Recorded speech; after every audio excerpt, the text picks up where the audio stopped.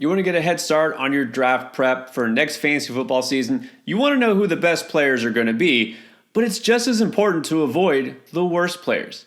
We're here to help you. We're going to name some of our top draft busts for 2024. Before we get into that, let me remind you that Underdog still keeps you in the game with fantasy action. Even throughout the NFL playoffs, the Super Bowl is here, and it's a good time to take advantage of one last pick'em for the 2023 football season. Pat Mahomes just needs 1 yard in the Super Bowl, and you can get that free pick. Just sign up using promo code NGAME. You get a 100% deposit match up to $100, and you get that free pick. Combine it with any other pick, and you have a great chance to win your very first pick'em. So check out Underdog Fantasy right now. All right, these may not be popular, but the truth has to be spoken. Chris, who is a really big name player that's going to disappoint us all next year? Stefon Diggs is going to absolutely disappoint people. And if you, like me, had Stefon Diggs in fantasy this year, you were disappointed by him, especially over the second half of the season. I don't think people realize how bad Stefon Diggs was in the second half of the season. After week 9, he never went over 90 receiving yards in a single game. He only went over 70 yards twice. And in the last 8 games, he finished as the wide receiver 45 or worse in 6 of them. And he only finished as a top 10 fantasy wide receiver 1 time in the last 8 games. And it extended into the NFL playoffs. In fact, in the last game against the Kansas City Chiefs, he was worse in the receiving department not only than his teammate Khalil Shakir, but running back Latavius Murray outproduced Stefon Diggs in the receiving game. And there's no excuse here for him. It's not like he was playing with a backup third-string QB. Josh Allen was healthy. The offense was healthy. What was the reason? He's 30 years old. Maybe he's just hitting the cliff. It happens. Maybe he's just lost a step. It happens. I know he's been great. I know you're going to see the name Stefon Diggs. You're going to think you have to draft this guy.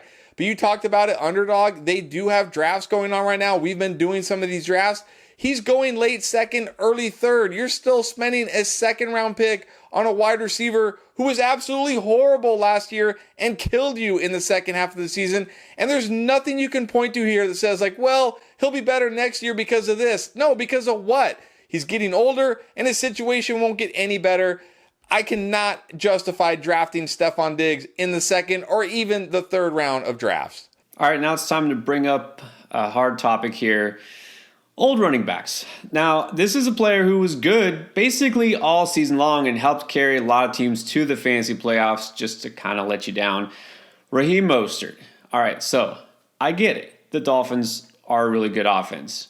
Raheem Mostert had a great season. He finished as the RB5 overall in PPR scoring. If you're playing a standard league, he was the RB2. Here's why. He scored a ton of touchdowns, led the league with 18 rushing touchdowns, had 21 total touchdowns. All right, so if you've played fantasy for a while or you follow advanced analytics and things like that, you know where I'm going with this. The one statistic that is the least sticky, if you will, that changes from year to year, something you basically can't trust to repeat, it's touchdowns, because there's so much that goes into it, whether you score or not. And so, sure, he had a great season. He scored a lot of touchdowns. He actually ran for 1,000 yards. That's good too. It's hard to say anything bad about what Raheem Mostert did last year. Now let's talk about next year, because that's the point of this. Where are you going to draft Raheem Mostert in 2024?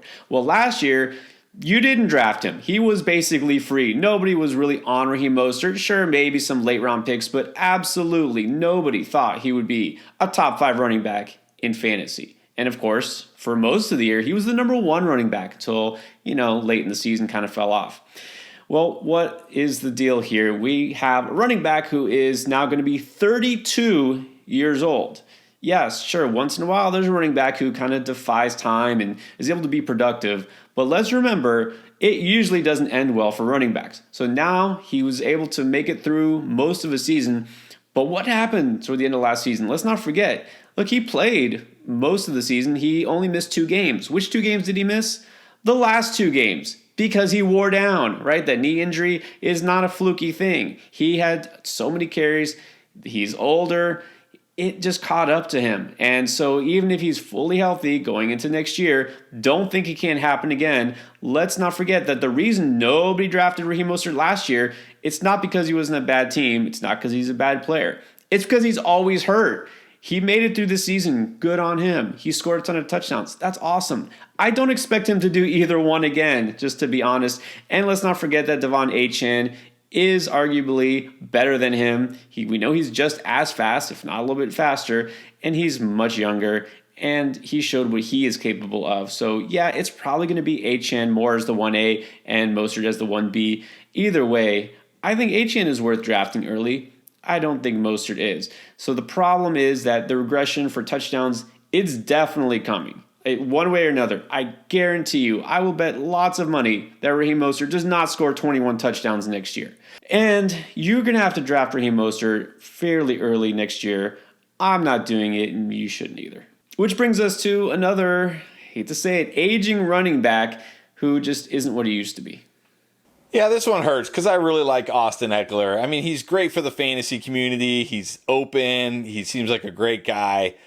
But reality is reality. And while he's not quite up there in age like Raheem Mostert, he's going to be 29 this year, he has way more wear and tear than Raheem Mostert. And I hate to say it, but he looked bad. I mean, he just looked like a bad, dusty running back last year. Did not look explosive.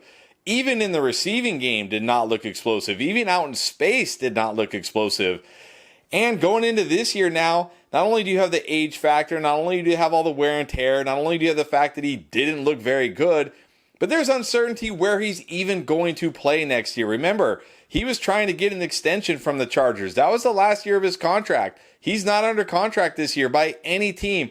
Are the Chargers really going to pay Austin Eckler to stay on the team? Is Harbaugh going to look at Eckler and say, yeah, I can get this guy back? Or is Harbaugh maybe going to draft his running back, Blake Corum? I don't know. We'll see. And if Eckler's not with the Chargers, where is he going to go? What team is out there just saw Austin Eckler and was like, oh yeah, we got to bring that guy in. That guy's got so much juice left. So we're talking about a guy who could maybe sign with a team that already has an established running back, and now he's just kind of depth or a change of pace running back, or maybe not sign with a team at all. We don't know. And while his ADP has fallen significantly farther than a guy like Stephon Diggs, he's still going inside the top 70 players. This guy only finished as a top 24 fantasy running back one time after week 11 last year. That means every other week, you were better off just leaving him on your bench and not even starting him. Why is it going to be better next year when he's older, probably in a new and worse situation? I don't see how it is. People still latching on to the name Austin Eckler. It doesn't matter what the name is. It matters how many fantasy points they score and how much they can or cannot help you. And I don't think Austin Eckler is going to help you in 2024. All right, here's another pick that you might not be expecting. When you think Amari Cooper, your last memory is of him basically lifting your fantasy team on its back and taking you to victory in Week 16 if you had him and if you actually put him in your lineup. So what happened after that? Well, he missed Week 17, didn't help you in the championship, but oh well, still. Look at what he did down the stretch those last couple of games. He was amazing. He's back. He's the guy there in Cleveland. But there's a couple of problems with that. So that game was amazing, especially if you had him in Week 16. He basically won leagues single-handedly in that week. That was with Joe Flacco. Now, let me remind you, Deshaun Watson will be back, and he will be the quarterback next year for Cleveland. And that's really not an upgrade for Amari Cooper, believe it or not. Remember early in the season, Cooper had a couple of good games, but it wasn't really amazing. Watson wasn't really clicking with anybody. And then, of course, he got hurt. The connection just wasn't really there. In fact, in the games with Deshaun Watson, Amari Cooper averaged 7.6 targets per game. With every other quarterback, and let me remind you, that's Joe Flacco, P.J. Walker, and Dorian Thompson-Robinson, all of whom got starts, Cooper averaged 9 targets per game, so this really isn't any reason to expect him to be better next year. If anything, it might actually be worse, because also, let's look what happened. Remember, this whole season, they were without their lead running back, Nick Chubb. Nick Chubb's going to be back next year. Whether he's the same, whether he's good for fantasy, that's a different discussion we're not going to have. But the point is, they're going to give the ball to Nick Chubb. They're going to run the ball more next year. Also, we saw the emergence of David Njoku as a viable option down the middle of the field. He was great down the stretch too. And what we've heard so far early in this offseason, of course, a lot yet to be determined, but Cleveland is rumored to be actively looking at adding to their wide receiver core to get a quote-unquote legitimate number 2 threat opposite Amari Cooper. I guess Elijah Moore just didn't cut it. David Bell has not emerged in any way.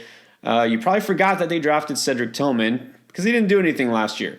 So if they're actually going to go out and get one of these high-name veterans, or if they're going to draft a receiver maybe even in the first couple of rounds, that's not going to help Amari Cooper either. They basically are saying, we need to focus on him less, not put so much pressure on him, get him all these targets. So Amari Cooper, I know he looked great at times last year, but I think we've seen the peak of what he's going to do in this offense. So I'm not overpaying for him, and you shouldn't either. Those players might let you down next year, but these guys won't. We project the top scorers at every position for 2024. Check it out.